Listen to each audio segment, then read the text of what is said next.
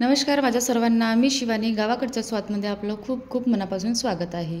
तर आज मी तुमच्यासोबत शेअर करणार आहे अगदी कुरकुरीत खुसखुशीत झालेले शेवची रेसिपी. दिवाळीच्या फराळामधली ही माझी चौथी रेसिपी आहे आणि तुम्ही बघू शकता किती छानपैकी कलरसुद्धा आलेला आहे.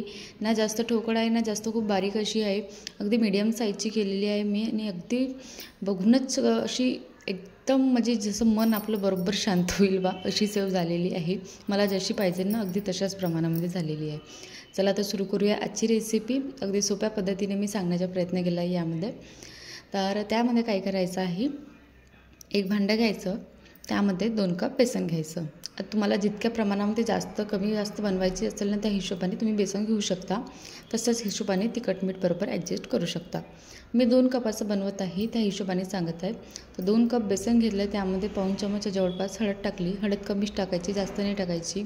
सोबतच 1 चम्मच लाल तिखट, चवीनुसार मीठ व आमचूर पावडर टाकलेला आहे. आता हे सर्व अगोदर मिक्स करूया आणि नंतर थोडं थोडं करून पाणी टाकूया. यामध्ये मी 1 कप पाणी घेतलेलं आहे, त्यामधलं मी अर्धा कप टाकलं आणि अर्धा कप ठेवलेला आहे. आपल्याला जसं लागेल तसं टाकायचं आहे, कारण की बेसन काय करते, पाणी लवकर म्हणजे ॲब्झॉर्ब करते, त्याला जास्त प्रमाणामध्ये लागत नाही, अगदी कमी लागते, म्हणून बरोबर हिशोबाने टाकायचं. आता मी आणखी थोडंसं टाकलं आणि नंतर आणखी थोडं थोडं करून टाकून अशा प्रकारे आपल्याला जाडसर बॅटर तयार करून घ्यायचं आहे. खूप म्हणजे असं खूप जास्त पातळ पण नाही करायचं आणि खूप जास्त घट्ट पण नाही ठेवायचा. अगर तुम्ही घट्ट ठेवलं बॅटर थोडंसं, तर मग शेव पडताना थोडा त्रास होईल. आणि हे असं हाताला चिपकत वगैरे राहते थोडंसं, म्हणजे असं लूज असल्यामुळे हलकंसं अशा प्रकारे असल्यामुळे ते हाताला चिपकते. मग ते थोडंसं आपल्याला बरोबर हातामधलं वगैरे आणि भांड्यामधलं वगैरे बसवून काढता नाही येत.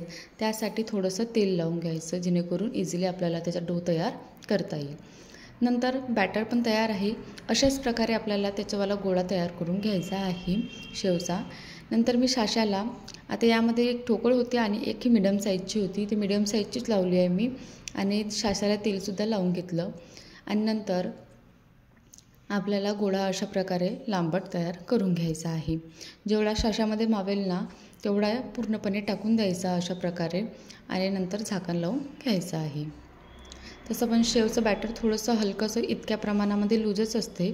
घट्ट म्हणजे कसं मग ते जे छोटे छोटे होल असते त्याच्यामधनं बरोबर शेव पळायला त्रास होते. वरून आपण जेव्हा फिरवतो शेव टाकताना तर ते हाताला जास्त त्रास होते, म्हणजे लवकर पडत नाही, तर हात पण दुखून जाते. आणि छानपैकी असं कडकडीत तेल झालेलं आहे. मंद आचेवर गरम केलेल्या तेलामध्ये फ्राय करायचं, धुवाधार याच्यामध्ये नाही करायचं आणि खूप जास्त असं धीम्या आचेवर गरम झालेलं त्याच्यामध्ये पण नाही करायचं. मीडियम आचेवर गरम झालेल्या तेलामध्ये आपल्याला छानपैकी असं अगोदर साईडनी टाकायचं आणि नंतर बीचमध्ये टाकायचं, म्हणजे बरोबर एक थर तयार होऊन जाते. आणि जोपर्यंत आता बबल्स जे शेववरचे आहे ते कमी नाही होत तोपर्यंत याला पलटवायचं नाही. गॅसची फ्लेम ही मीडियमच ठेवायची. ज्यावेळेस पलटवतात त्यावेळेसच थोडीशी कमी करून घ्यायची. आता बघू शकता दुसऱ्या साईडनं मी पलटवलं आणि यामधले पण थोडेसे बबल्स कमी झाले की आपल्याला मग काढून घ्यायचं आहे. आता बघू शकता एक पण बबल्स म्हणजे आलेले नाही आहे, त्या म्हणजे असे बुडबुडे तेलाचे. तर काढून घेतलं आणि दुसरे पण तुम्हाला बनवून दाखवते की कशाप्रकारे बनवायचे.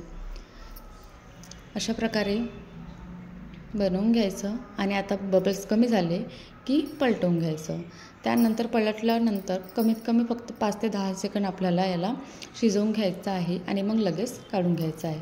दुसऱ्या साईडने शिजायला जास्त वेळ लागत नाही आणि कलर पण खूप जास्त असा चेंज होऊ नाही द्यायचा, म्हणजे करपतपर्यंत. मग ते थोडंसं खायला कडसट असं मारते. अशा प्रकारे मी बाकीचे पण शेव बनवून घेतले आणि तुम्ही बघू शकता 2 कपाच्या बेसनामध्ये इतके सारे शेव तयार झालेले आहे, खूप मस्तपैकी आणि खूप छान झालेले आहे. तर कशी वाटली तुम्हाला आजची ही रेसिपी? आवडली असेल ना तर अशा प्रकारे झटपट शेव कुरकुरीत अशी बनवून बघा आणि माझ्या चॅनेलला सबस्क्राईब करायला विसरू नका.